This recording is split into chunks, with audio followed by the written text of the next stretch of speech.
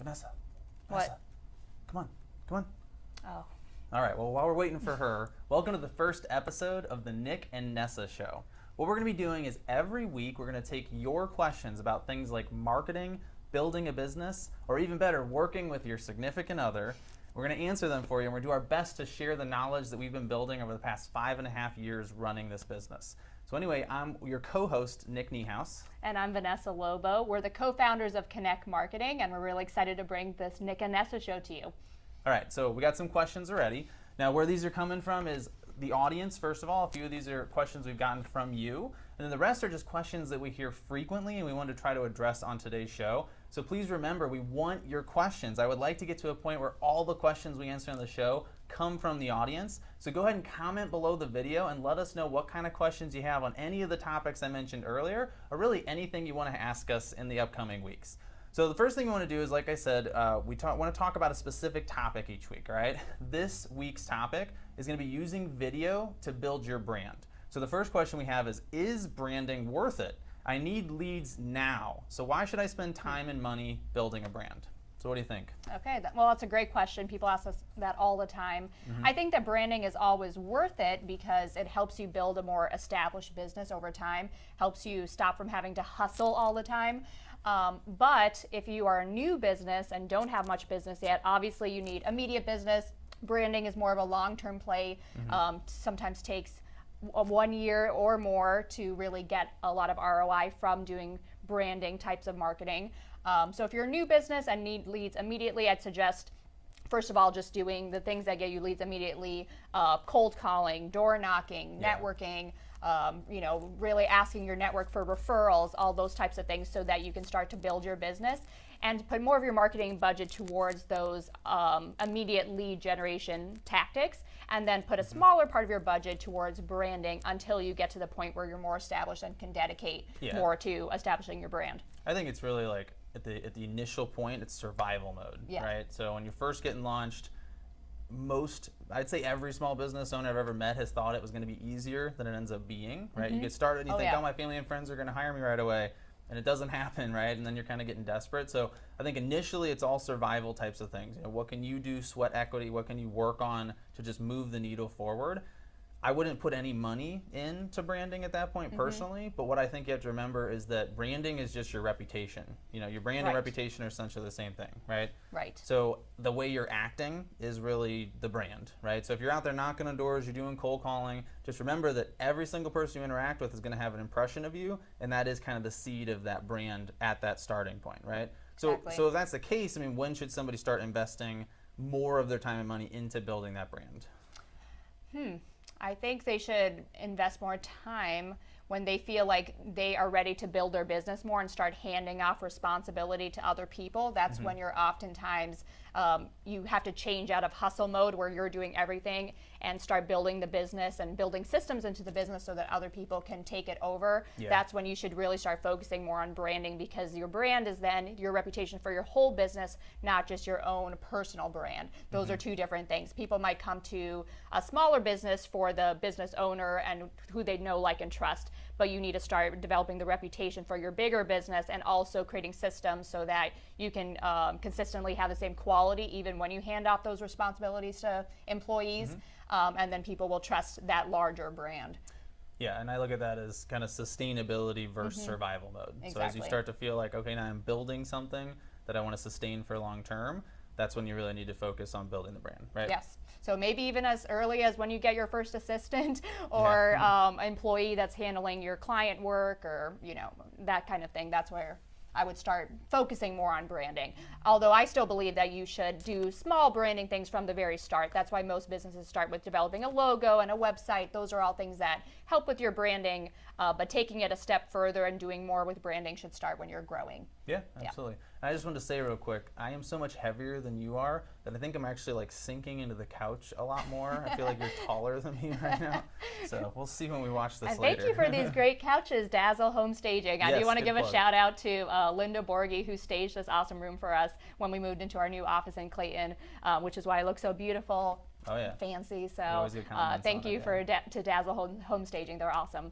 Cool. Okay, So what's let's move next? on to the next question. So, is video really that important? Aren't there lots of ways to advertise my business? I'll let you start by answering that. Sure. So I think a lot of people ask this kind of question all the time because they're afraid to get on camera. And that's totally reasonable. I think everybody I've ever spoken to has at least a little, if not a ton, of fear of being in front of a camera, right? That being said, video is way more than just advertising or marketing. It's actually a shift in how we communicate with each other, right? So I tell people all the time, people under the age of 20, even 25, are probably more used to using their phone as a video camera to communicate with each other than they are to actually call each other, right? So my sister, we hired her a few months ago, and it was cracking me up because she was sending video messages on our behalf, right? She's reaching out to brokers, and she's basically saying, hey, would you like to have Nick come speak at your office? And she did an individual video for each one of them. In about 30 minutes of training, she had it completely dominated. She was doing better than I was. And the next week I said, all right, now you're going to call them all and ask them if they got your email. And she freaked out, right? I mean, she literally was, I don't think she did much of it, right? Because it was just like, that was more intimidating. So that's where things are going, right? So if that's where the future is, and it's just that much more efficient, I mean, it's kind of unavoidable, in my opinion, I agree with right?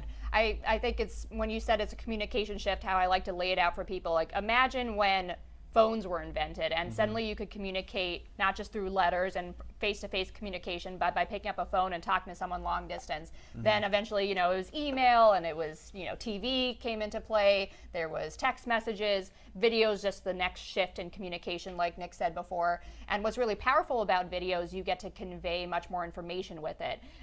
When you just have auditory information, like on a phone call, you're only getting very limited information. You can't see someone, you can't see their facial expressions, how they're really reacting. So you're missing a lot of body language, all those nonverbal cues. On video, you get a lot more of the senses. You get visual and audio.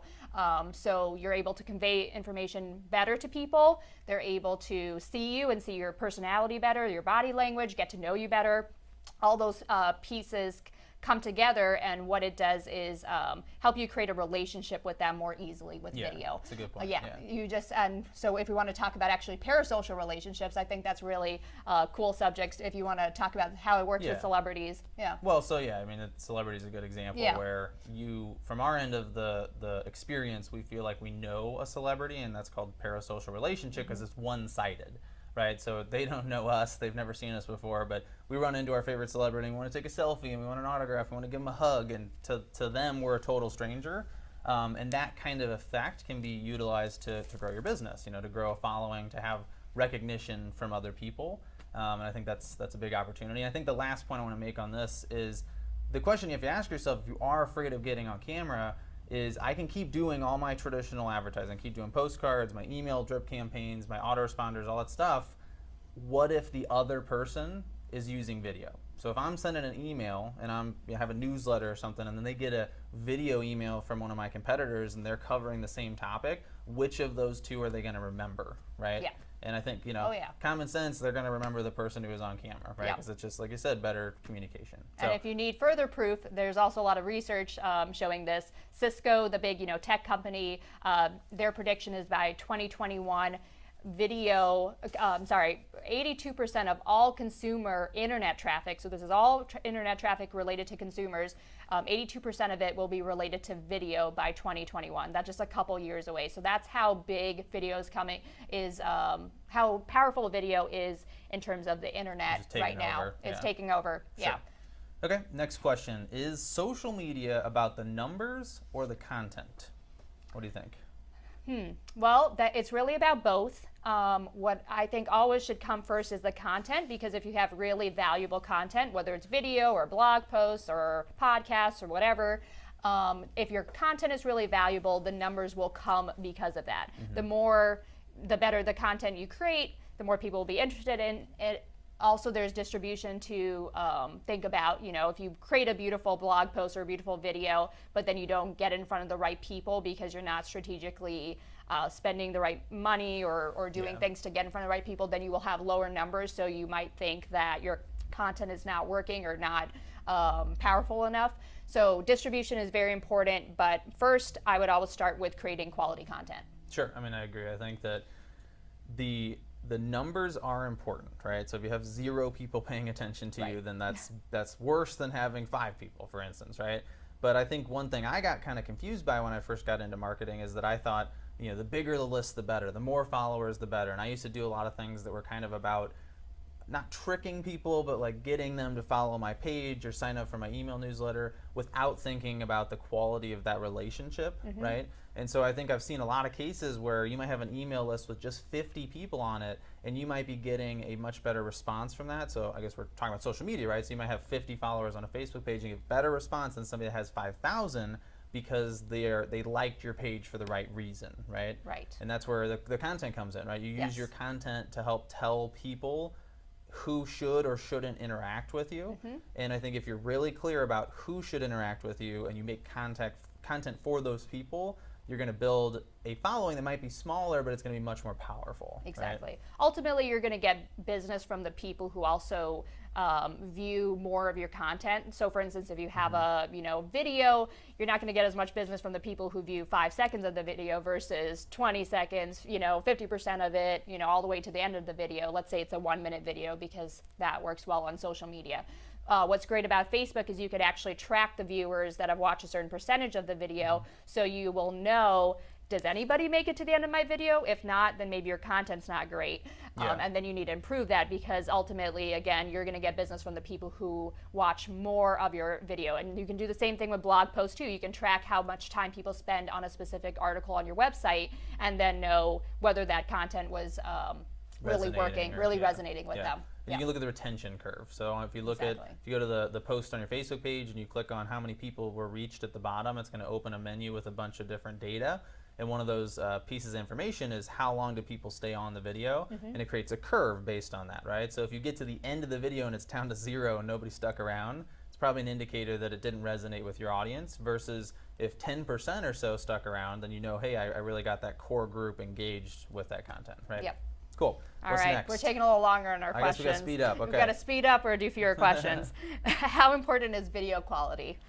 Video quality.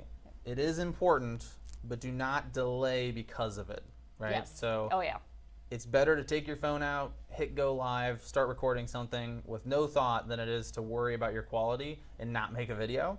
And I see that a lot. I don't know. I mean, you probably hear this too, where it's like people have bought equipment.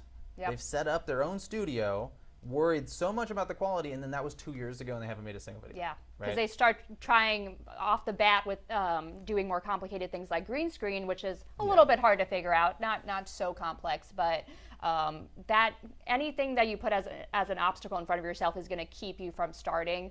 And honestly, when it comes to content, the more the better. Just get going. Yeah, the earlier you start, the better. So just get going, even if it's low quality, even if it's a selfie video or a blog post you write yourself or a quick podcast you create, whatever your content is, just do it. Do it now. Do it now. Right? I mean, this is an example of that, right? I mean, this is probably not perfect. Not totally polished, but we just... We'll get better over time, though. I mean, if you can't learn without doing, right? So you just got to get started. What works well for us is we set a deadline. We say we're doing this thing on this date, and then whether we're ready or not, we do it.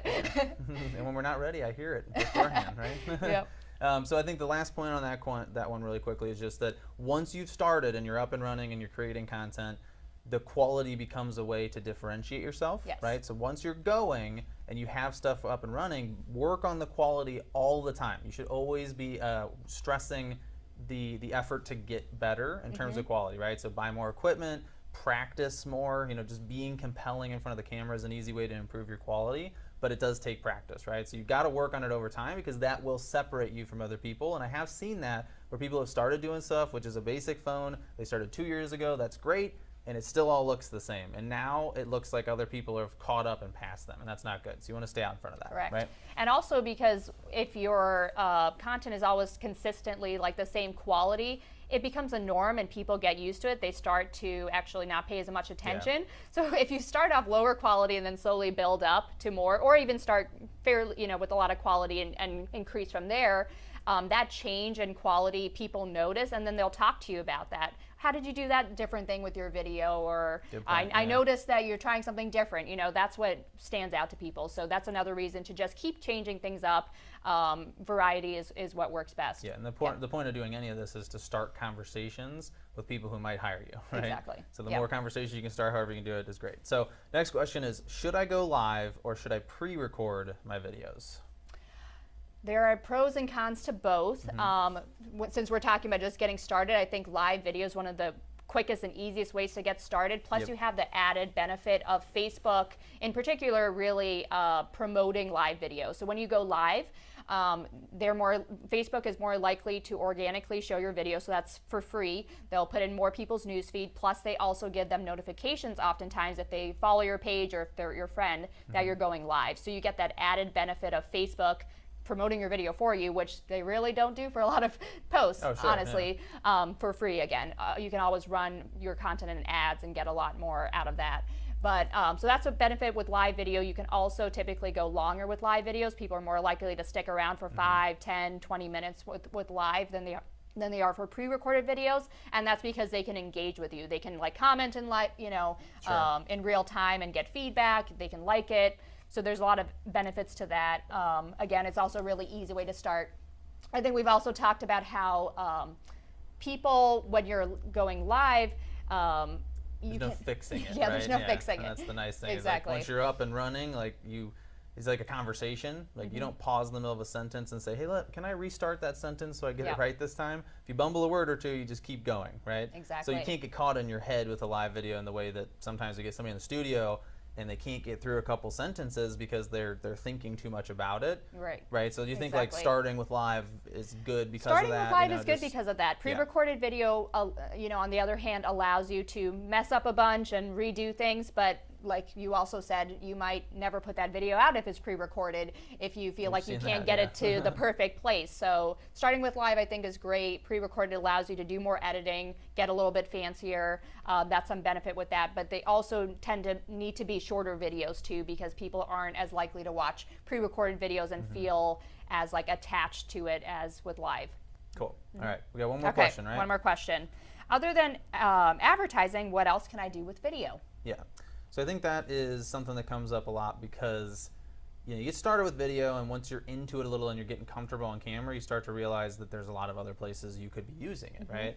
And I think that what we're going to see over the next few years is a lot of businesses, especially real estate agents, starting to use video in all of their processes in a way that makes it much easier to work with them, right? So my example is always, we got these iBuyers out there right now, and they're not in St. Louis yet. But these are websites that are buying, selling houses. They make it very, come to our website, get your custom offer. You're going to get paid within a couple days, and we're going to take care of everything from there. And what that sounds like is very easy, and it is or isn't, and you can debate that separately.